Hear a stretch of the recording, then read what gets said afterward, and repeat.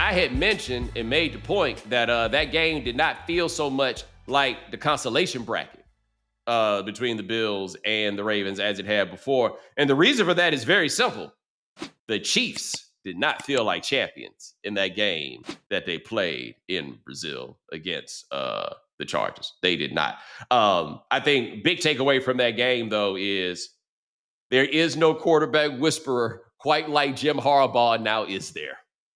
I don't know why. I don't know how, but there is not.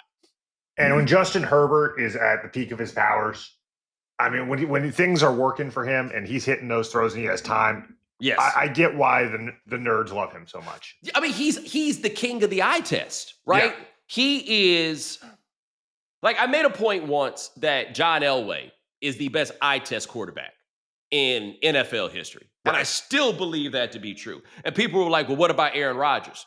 Aaron Rodgers has an eye test arm, right?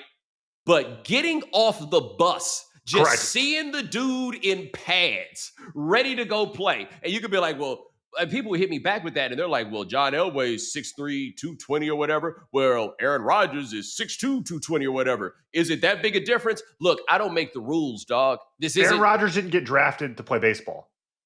Aaron Rodgers let me tell you, no matter how much of a jerk people thought Aaron Rodgers was, that same version of John Elway, whom people thought was a jerk, wasn't nobody letting that slide to no number 25. You just weren't. John Elway wasn't sitting for 2 years. Wasn't happening, man. Like, but if you that was the guy, big, strong. He had like perfect physical mechanics in the arm, and he could run and all of those things. Justin Herbert fits very similar characteristics. In fact, his eye test problem is that he's a little too much of something, which is too tall because he's about 6'6", and generally terrible haircuts. There's that, but you get it. He's athletic. He's got that arm. Somebody told me a story when that draft was coming up. And because that was the draft with Tua winning that draft. Was it Joe Burrow, Tua, and Justin Herbert? Those were the three of the top six. The 2020 draft, right? Yeah. And somebody was said about the Chargers, they were like, and they talked to somebody in the organization, they're like, all right, so we're going to take a black dude this year. Like, for whatever reason, they had concluded they were going to take a black dude. And somebody was like, well, what about Herbert? They were like, yeah, close enough. That was what was relayed to me about what they were doing with that team. But that was the year Tyrod was the starter. That's right. So they clearly committed organizationally. They did. So that's like, now, of course, this story may not have been a real relay because they had a black coach at the time. Like when Hugh Jackson was the coach, people were assuming that they would just go get a black coach. And I was like, you don't know anything, black quarterback. I'm like, you don't know anything about Hugh Jackson, who's like building for granted quarterback is Carson Palmer, right? Like you guys have this wrong. But I just say all that to say that's the athleticism that Justin Herbert is giving you. He looks and can be whatever quarterback you want to be. The big reason why quarterback whisperer Jim Harbaugh took that job was because of Justin Herbert. And when you think about it, Jim Harbaugh is the guy who drafted Colin Kaepernick, who was a very good football player for a decent period of time. And they are very physically similar. Colin, of course, is just a different level of runner. But when you think about it, kind of tall, spindly in some ways, like he's that guy. And he looked like that guy in that game against the Chiefs. And the Chiefs, after y'all told us that it was going to be different, looked a lot like the Chiefs of last year, where it's Patrick Mahomes throwing to some dudes that they went and picked up in front of the Home Depot. Like, y'all do anything today? Y'all want some work? All right, come on down there. Xavier Worthy, who, if you're going to be a football player that weigh like 20 pounds less than Bomani Jones, you got to be able to make them kicks from 60 yards. You understand what I'm saying? That dude got hurt because he ran into his mans. That's all that happened. He's just not that big, right? And we have seen kind of smaller guys who can make it happen that way, but he's not a bowling ball type at his size. He's just really, really fast and a good football player, but he's just not that big. Rashee Rice is now out on suspension. Travis Kelce, he's not young. Older than me. Okay, there we go. I couldn't quite remember. Is he 36 now? Yep. Yeah, I shouldn't say it that way, but yes, he's an old man. Like, to be out here still playing the football, He is an old man. Still playing the football in a 3-point stance. Yeah, that's a great point. Yeah. They don't have a great Kareem Hunt, by the way. He's still in the league all-star. They're still giving him the ball. They tried to get a running back with Edwards-Helaire the other day. You know who their leading rusher was in this game on Friday night? Patrick Mahomes. Patrick Mahomes. By a wide margin, I will note. Hollywood Brown had a catch for 49 yards, Ryan, and the rest of the catches 9 for 50. Like, this is not encouraging what they're breaking out here in a very tough division. And the thing that they didn't look like last year and the year prior is their defense looked really bad. They did. And their defense has looked excellent at points. Now, look, maybe what we're talking about here is the Chargers are really good, and the Chargers may have the best coach in that division. I think we would all agree at this point that is the best coached division in the history of coaching in divisions, right? The only guy that hasn't won a Super Bowl is Jim Harbaugh. That's it. Might legitimately could possibly have 4 coaching Hall of Famers. I think that when all is said and done, they will all go into the Hall of Fame. I think Andy Reid, is a no-brainer.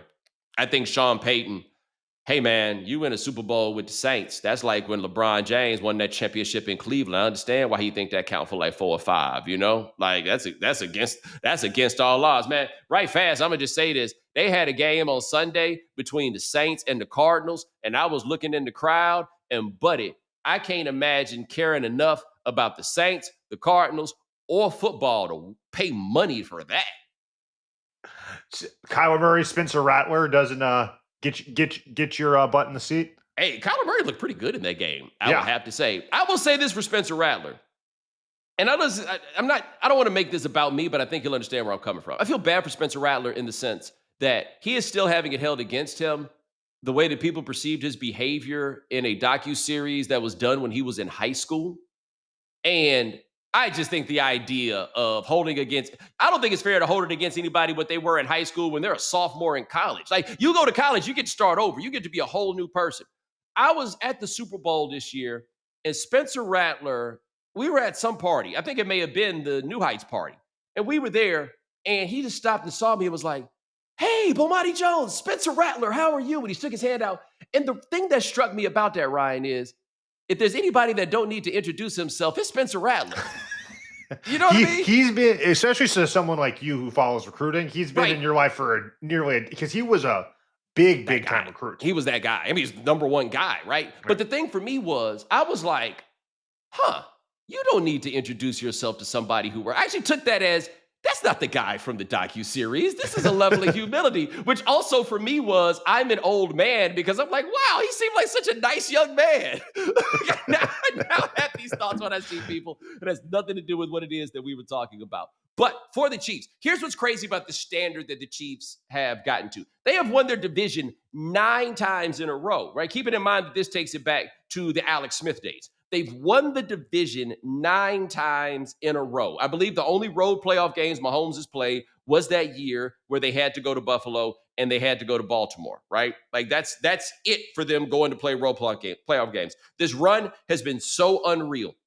If they fall down to winning a wild card or simply winning that division but not getting the number 1 seed, it's going to feel like the wheels are coming off, right?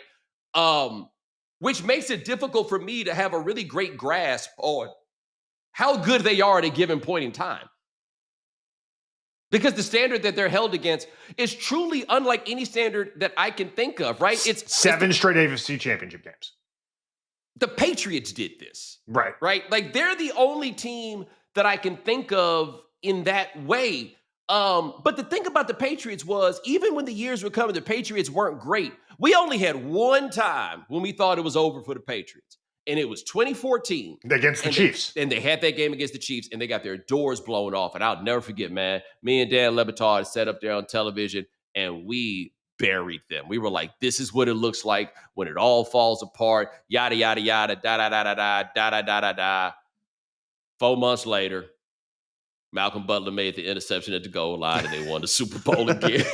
And it was just like, oh, Never mind. It's kind of like how we said Steph Curry was better than LeBron, and then they took the 3-1 lead, and we didn't start Never saying mind. anybody was better than LeBron after that. Like we was petrified of going in that way. That's what it was with the Patriots.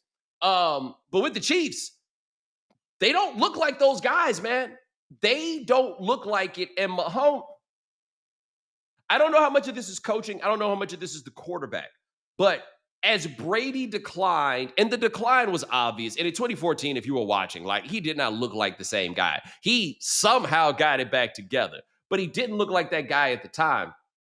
But I never felt like Tom Brady was reduced to nickel and diming all the time, like truly to get it done. Although I guess at the end it felt like that.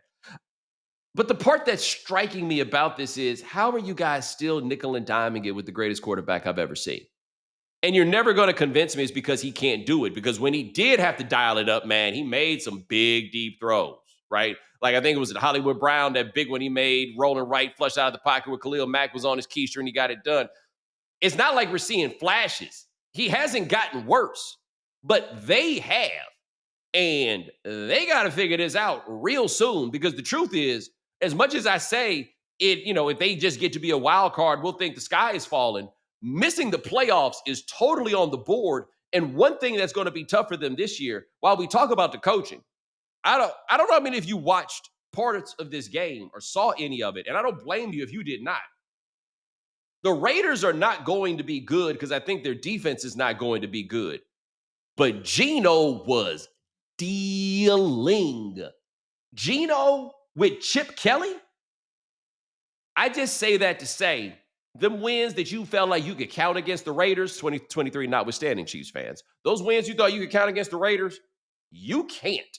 This is going to be a tough go for them. And that is why Ravens-Bills doesn't feel like the consolation bracket, doesn't feel like it right now. That felt like a battle between the two teams that are going to be playing in the AFC Championship game. We'll see how confident I feel about saying that later, but even now, I can't believe I'm saying that about what the Chiefs have been. And that's how they looked in Brazil, which is to say, kind of like boo-boo.